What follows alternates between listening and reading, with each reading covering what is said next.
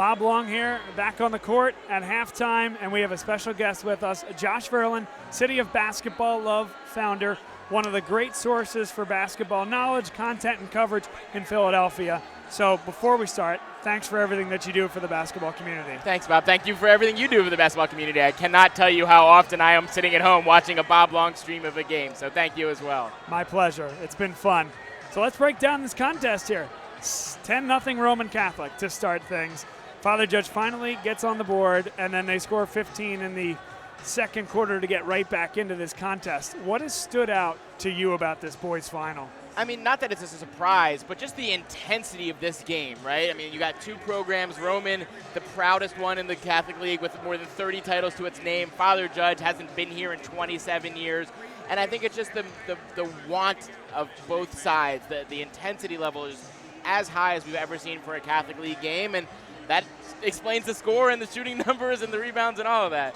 It feels every year as if you think, okay, two great offenses, and it doesn't happen for the reasons that you talked about. Everett Barnes really started things on the defensive end for Father Judge. What has his journey been like over these years at Father Judge to now a Division I commit? Yeah, well, keep in mind he came to Father Judge last year. He was a South Jersey kid.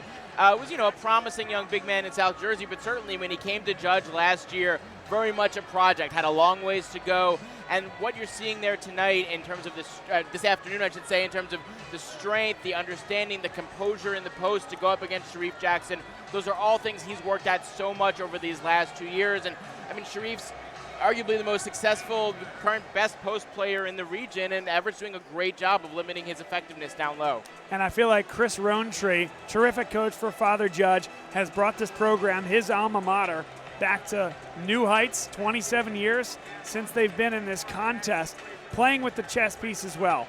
Barnes when it's needed for that interior post presence. Kevin back to pull Sharif Jackson away from the basket. What have you seen out of Chris Rowntree? Yeah, I mean, obviously he's one of the best coaches in the area. He's proven that with what he's been able to do over in his first 4 years at Father Judge.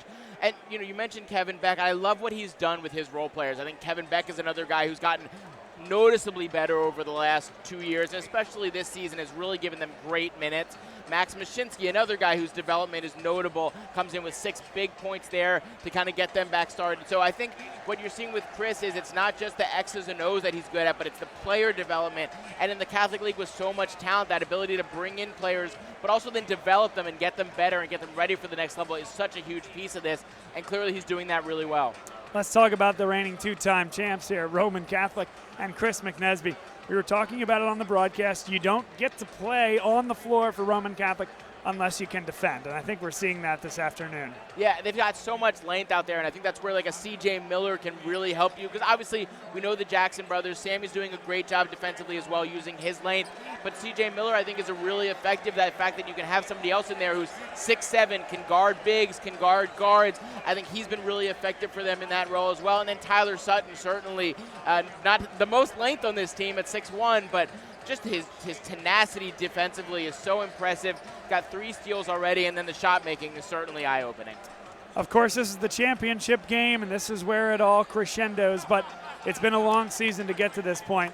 What are 1 or 2 storylines that maybe don't come to the top of everyone's mind that defines this Catholic League season? Wow. I think certainly like the Devon Prep growth and their program. I mean, just to make it to the Palestra, coming off a state championship, I think they're going to be primed for another deep run to Hershey. People have talked about it, but I think it's still one of those things just worth noting the job that Jason Fisher has done over there. And I think West Catholic's growth throughout the season was another big one as well. And we're talking teams that didn't make it here to the Palestra. I think theirs has been a notable one in terms of the big picture of the league. But that's the thing with the Catholic League. There's so many teams, there's so many players, there's so many storylines. I don't even know where to begin. It really has been a terrific season, and it wouldn't have been the same on the coverage side without this guy to my left. Josh Verlin from the City of Basketball Love. Terrific website. Make sure you follow along on social and certainly go to their website for terrific written content. What do we expect from you guys after the conclusion of this Carnival doubleheader? We certainly have a lot of coverage coming up of the state tournaments and all that. If you don't mind, Bob, I would love to give a shout out to my staff.